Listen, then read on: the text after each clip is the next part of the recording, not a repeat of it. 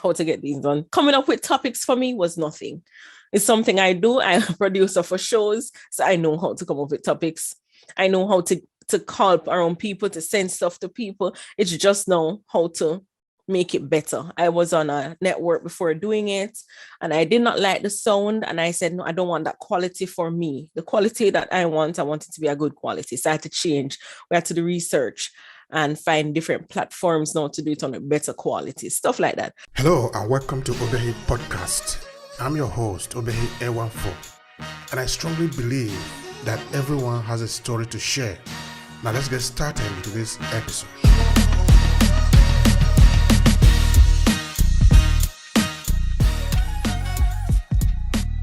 So I mean, it's just getting the hang of it while we're experiencing that, seeing what works and what doesn't, and find out how to fix it while we're doing it. So we're not just podcasting and not looking at what comes with it. Look at the nuisances, what needs to be fixed, what needs to be worked on, the questions that need to be asked. How do I now move from this stage to the other? Now I'm in season 3, or is it season 4? I'm in season 4 actually, and I'm going to season 5 next year. So I mean, I've just had to learn growth, because I've grown from season 1 to now. I have actually grown a lot. So things that probably used to bother me before doesn't bother me now, because I've fixed it. I've redefined it, and I've grown from it. Yeah. So I'm not saying starting the podcast, we're not going to have problems, or there are not going to be some certain issues, because I cried over them. I cried because I was disappointed. I cried because it wasn't what I wanted, or where I wanted it to be. Because, yeah, it was a lot. It was a lot too. But I mean, it's something that I love doing. So I push until I get where I am. All right. You push to get where you are. And I love that. All right. In those moments when it's not coming on, when you cry, then what do you do? How do you manage to pass that? You don't stop, no? No. Why you don't stop? Because it's something I love doing, and stopping means I'm a failure. So there are times when I've put out things before, and like I've heard my brother or sister say, hey, something was wrong with that part. And I'm there, oh my God, it's out. What do I do? And I start panicking and I start fretting. And I've learned to, okay, I'll take it down. Even if it's stay up all night and fix it and put it right back up. And I need to do that. I mean, I do what I need to do to get it done. So even though it affected me, I'm not going to let it fit my work.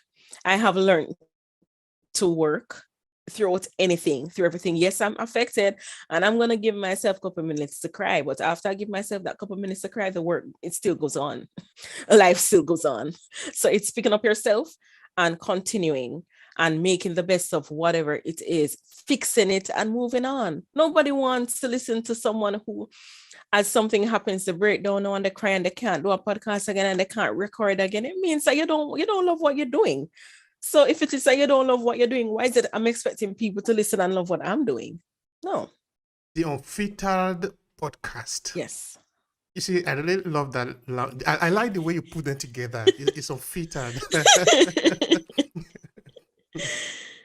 All right. Now, I'm trying to understand. Now that you tried and you tried, do you remember the particular episode that you go to and you say, yes, this thing can work? You remember that moment in it? I knew it can work from the get-go. I'm trying to think if there's an episode that I can remember. I think it's after season 1 or during season 1. When I just started, I was wondering, should I just not do this anymore? Like after the first and second episode. And especially when you're depending on your own people to listen to it. The truth is, your own people don't really support. It's other people that do. And I think it's after season 1, I was like, it's something I can do without always wondering if I'm supposed to run away from this, if it's just something I'm to drop and not do again. And then I looked and I was like, I did so much work in season 1. I'm not gonna pull the plug. I'm just gonna continue. I mean, what I have done for myself is to pace myself in how I'm doing it. So I put out an episode every week. Putting out an episode every week doesn't mean that I do it I started looking for people last week to put it out this week. I've been doing that for months now. So I have episodes in lined up for me. That's how I do it. That's how I work on it. Because at the beginning, it was looking for people every week to do it the following week.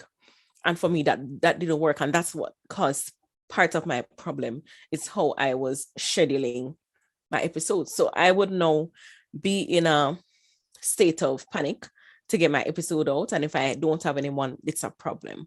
And that was the main cause for me. And that's why I'm saying it's not a particular episode that said, aha, I think I can do this. I knew I could do my podcast from the get-go. I'm that type of person. I can capture people by having a conversation with them. I am not even, it's not that I'm boasting about it, but I know what I'm capable of. And it's something that I've been doing before. So it's not new to me at all. It's not new to me to have conversations. It's not new to me to get off and go. No matter what I'm going to do, they're always going to be rocky roads. So that wasn't new to me. What was new to me was doing things now with my name and not my dad's name. If it is that my dad's name was there, I'd have more people listening because my dad was the one that was famous. My dad was the one that was known.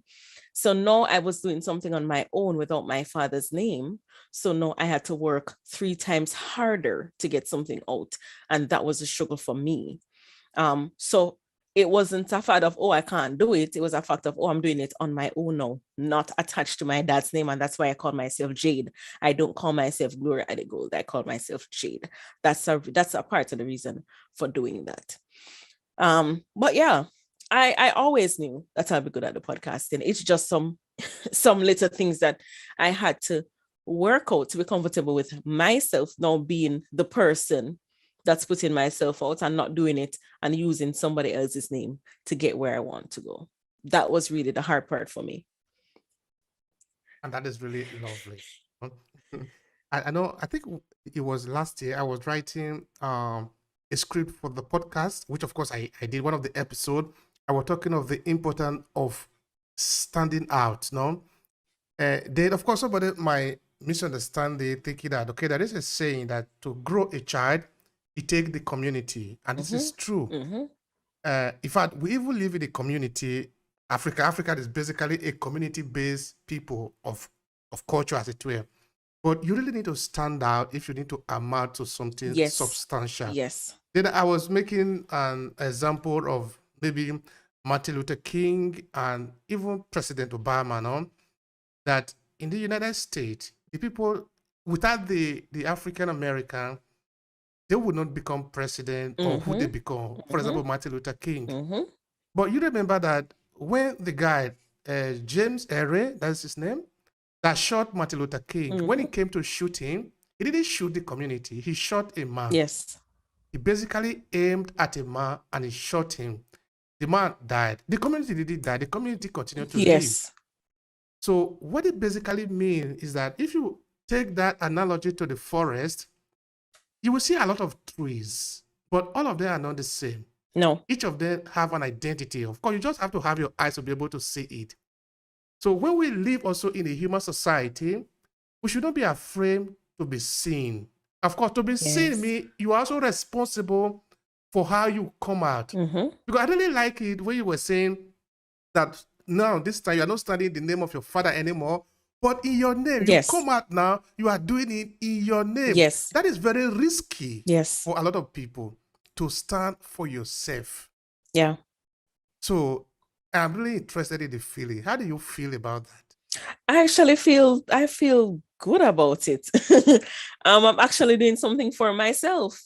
I was saying to my husband a couple of weeks ago, it feels strange sometimes because my father opened me up to, entertainment, to radio, to all of that. So while doing things, I've always had him, doing it, and they know it's Bishop Adegold. That's it's his daughter and his daughter doing this, his daughter doing that. I don't want to be called his daughter anymore. I'm his daughter, but I'm a person. And he always said to me, you're not just a daughter, you are an individual also. If you enjoy this podcast, make sure you subscribe so you never miss any of our future episodes. Rate and review Obehi Podcast and share with your friends who might need it. I remain Obehi Ewanfo. Thank you so much for listening. I'll talk to you in the next episode.